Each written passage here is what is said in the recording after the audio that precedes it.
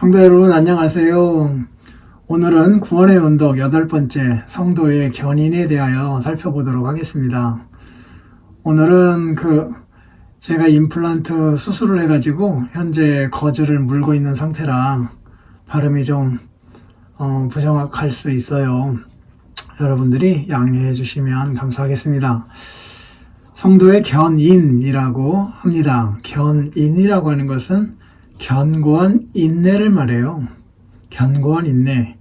그런데 뒤집히는 그 인내가 아니고 중간에 끊기는 인내가 아니고 처음 시작하였던 바가 마지막까지 이루어지게 하는 견고한 인내를 견인이라고 말하고 있습니다. 사실은 견인도 하나님이 우리에게 주신 하나님의 성품입니다. 하나님이 신실하신 분이시잖아요. 한번 하신 일을 끝까지 하시는 분이시잖아요. 한번 약속하신 바를 끝까지 이루어내시는 분이시잖아요. 그리고 오래 참으시는 분이시잖아요.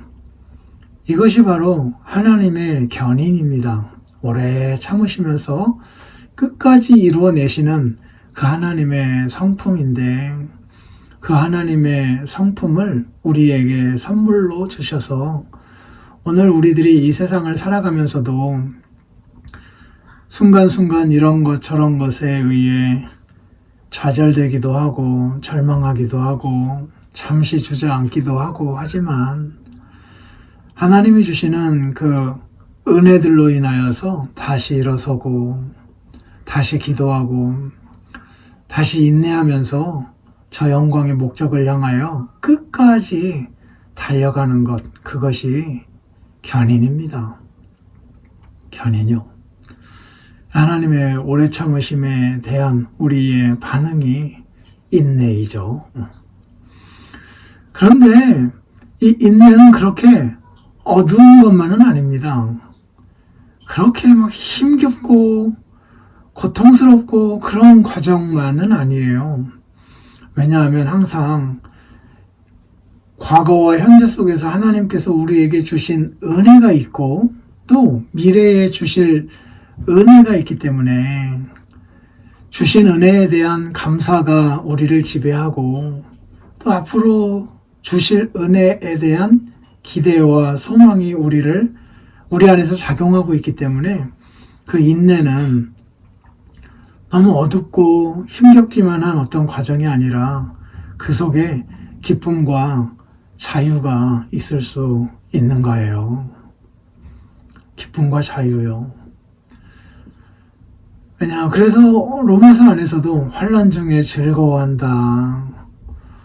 이런 표현들을 하고 있지 않습니까?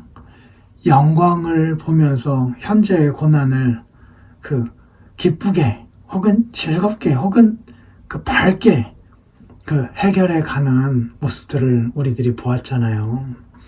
그리고 삼위일체 하나님께서 우리와 함께 하신다라고 하는 사실을 분명히 알려주고 계시고 동시에 그것을 그렇게 이루고 계시기 때문에 우리 홀로에게 모든 것들을 다 맡기셨다라고 한다면 이 견고한 인내가 힘겨운 것일 수만 있겠지만 그러나 하나님이 함께 하시고 주께서 우리를 이끌어가 주시니까 그렇게 힘겨운 것만 아니죠.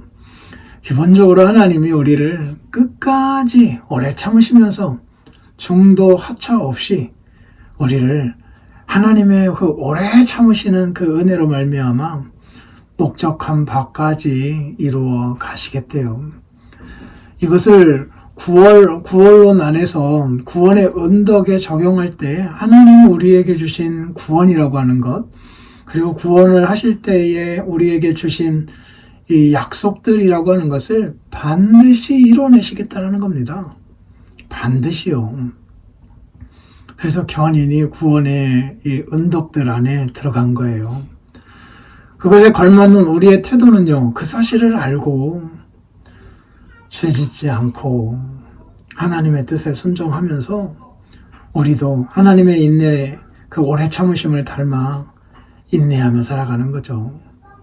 죄에 대하여는 경계하고 하나님 주신 그 사명에 대하여서는 열심을 내면서 한 걸음 한 걸음 마지막까지 포기하지 않고 좌절하지 않고 넘어졌어도 회개하고 다시 돌이키고 잘못 생각했어도 다시 돌이키고 주님 말씀 붙들고 그러면서 끝까지 오뚜기 마냥 마지막까지 나아가는 것이 우리의 사명 아니겠어요? 그리고 의무이고요. 동시에 하나님 우리를 붙들어 주시겠다는 약속과 함께 이루어지는 우리의 삶의 여정일 거예요.